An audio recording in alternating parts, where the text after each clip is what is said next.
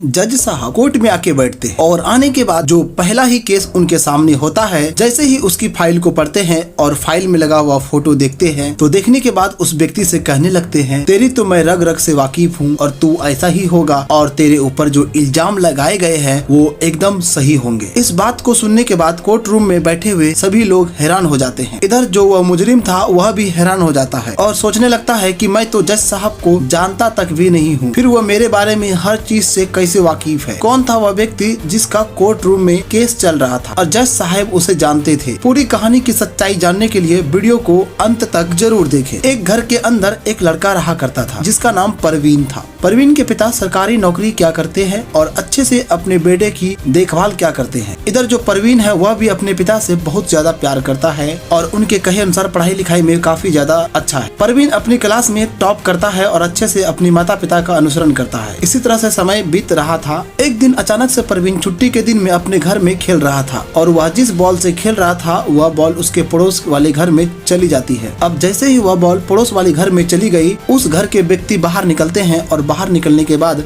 परवीन घर वाले को बोरी बोरी गालियां देने लगते हैं। दरअसल दोस्तों, जो पड़ोस में व्यक्ति रहा करता था वह परवीन के पिता से बहुत जलता था, क्योंकि परवीन का पिता अच्छा खासा पैसा कमाया करते थे, लेकिन वह बिल्कुल भी पैसा नहीं कमाया करता था। वह ज्यादातर शराब पिया करता था और शराब पीने के कारण उसने अपने घर को भी बर्बाद कर रखा था। वह कुछ दिनों के बाद अपनी थोड़ी सी जमीन के हिस्से को बेच दिया करता और उसी से अपना गुजारा करता। अब इस बात को लेकर परवीन का पिता उसे समझाने के लिए जाता, लेकिन वह उसकी एक नहीं सुनता और सीधा पुलिस को फोन कर देता। अब उसके बाद पुलिस आ जाती और पुलिस आने के बाद दोनों के झगड़े का निपटारा करने लगती है। इसके बाद जो परवीन का पड़ोसी था वह पुलिस वाले को अपने घर ले जाता और घर ले जाने के बाद उन्हें थोड़े पैसे दे देता है और कहता है कि इसको बुरी तरह से धमका दो और इसे सभी के सामने बेइज्जत कर दो। वहाँ पर और भी लोग जमा हो गए थे जिन्होंने उस झगड़े के बारे में सुना था। लोगों को पता था कि बार बार ये दोनों एक दूसरे से झगड़ा करते हैं और इसी वजह से वो झगड़े का मजा लेने के लिए वहाँ पर खड़े हो गए। लेकिन तभी वह पुलिस वाला जो परवीन के पड़ोसी के घर में घुसा था वह बाहर निकलता है और बाहर निकलकर परवीन के पिता को धमकाने लगता है। अब परवीन का पिता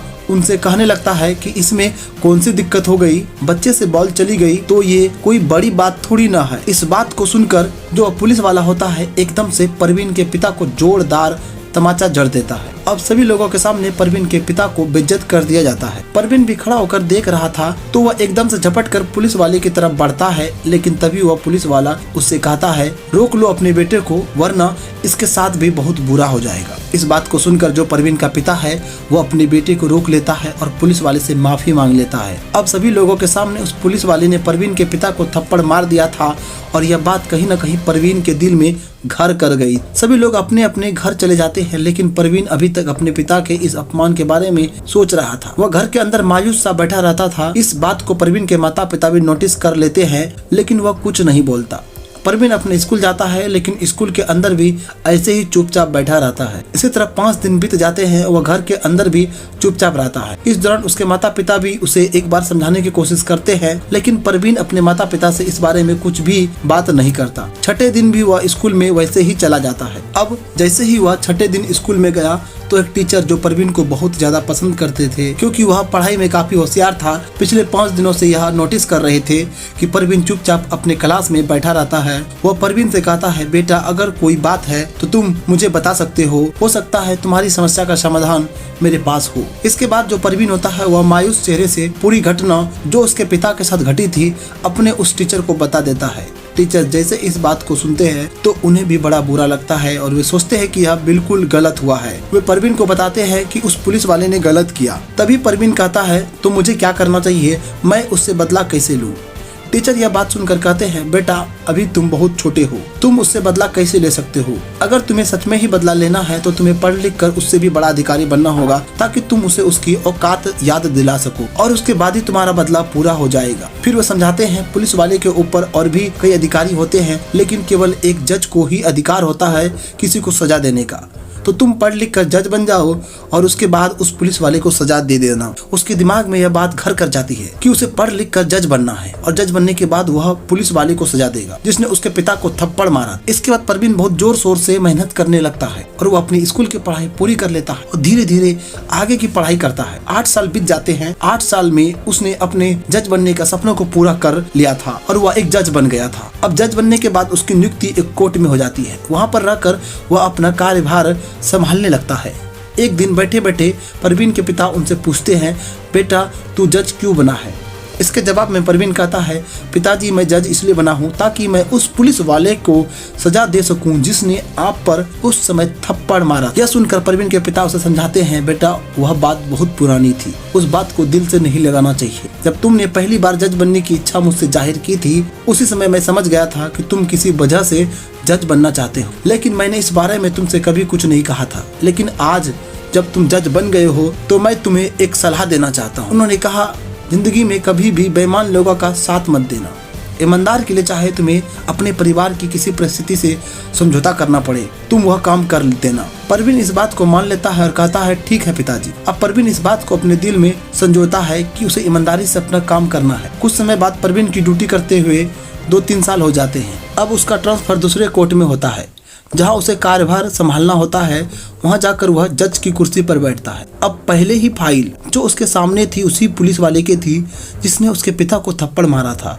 अब फाइल पढ़ता है और फाइल को पढ़ने के बाद उसे कहता है, तुम्हारे बारे में तो मैं रग रग से वाकिफ। मुझे पता है जो इल्जाम तुम पर लगाए गए हैं वो सही ही प्रतीत होंगे, लेकिन फिर भी परवीन उस मामले की गहराई में जाना चाहता है। वह सोचता है अगर यह बेगुनाह हुआ और मेरे हाथों से सजा मिल गई तो बहुत गलत हो जाएगा।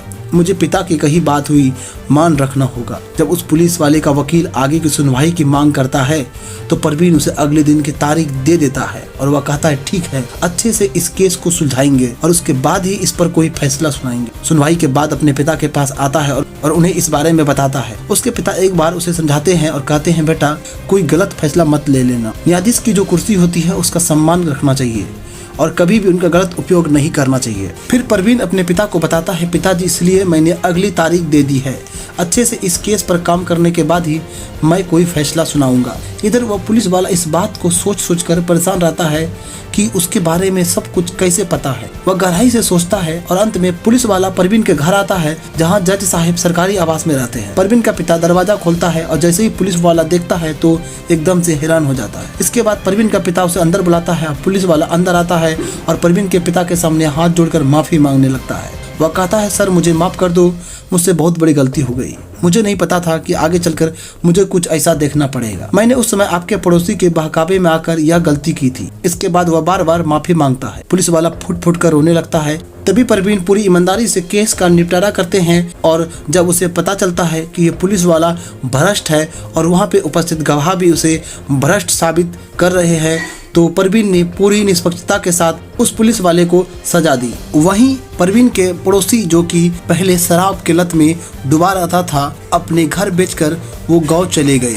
तभी परवीन और परवीन के पिता एक दिन उससे मिलने के लिए गांव गए और उन्होंने उससे मिठाई भी भेंट करी। परवीन के पिता ने कहा, यदि आप उस दिन झगड़ा नहीं करते और मेरा बेइज्जती नहीं होता तो आज मेरा बेटा जज नहीं होता। उधर उस पड़ोसी ने भी परवीन के पिता से माफी मांगा और कहा कि उसमें मेरा ही गलती था। तो इस तरह से परवीन के पिता ने उस व्यक्ति का भी आर्थिक रूप से मदद की और उनसे कहा कि आप जल्द ही स्वस्थ हो जाइए। तो दोस्तों यह थी कहानी एक लड़के की जिसने अपने पिता के खातिर जज बनकर न्याय की लड़ाई लड़ी और अपने पिता को सम्मान दिलाया। इस प्रेरणादायक कहानी को आप कैसे देखते हैं? अपनी राय और विचार कमेंट सेक्शन में जरूर साझा करें।